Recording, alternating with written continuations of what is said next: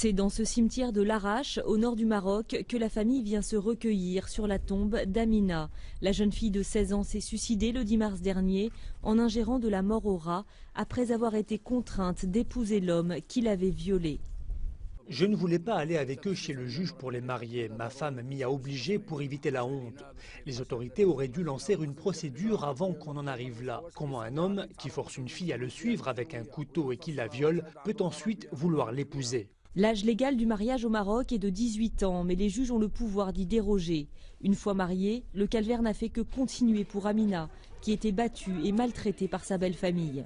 Aujourd'hui, ses proches réclament justice. C'est un criminel, il ne peut pas rester en liberté. Nous devons faire respecter nos droits, il peut faire la même chose avec d'autres. La mort d'Amina vient s'ajouter à des milliers d'autres drames. Depuis des années, de nombreuses associations comme la Ligue démocratique pour les droits de la femme demandent que la loi change. En cause, l'application de l'article 475 du Code pénal marocain. Si celui-ci précise qu'un violeur est passible de 5 ans de prison minimum, il lui permet également d'éviter la sanction à une condition.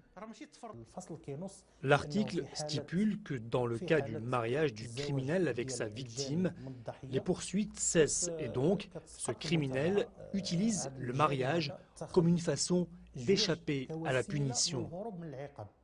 Ce drame est révélateur du conservatisme puissant qui règne encore dans la société marocaine.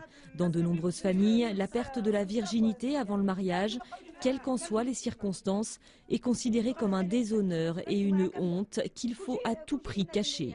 C'est un acte de désespoir, mais aussi une condamnation de toute la société marocaine et aussi une interpellation de notre gouvernement et de l'État marocain pour mettre fin à ce drame, pour qu'il n'y ait plus d'autres Amina. La mort d'Amina a suscité une émotion très forte à travers le pays. Plusieurs ministres se sont déjà prononcés pour une révision de la loi. Un sit-in est prévu ce week-end à Rabat.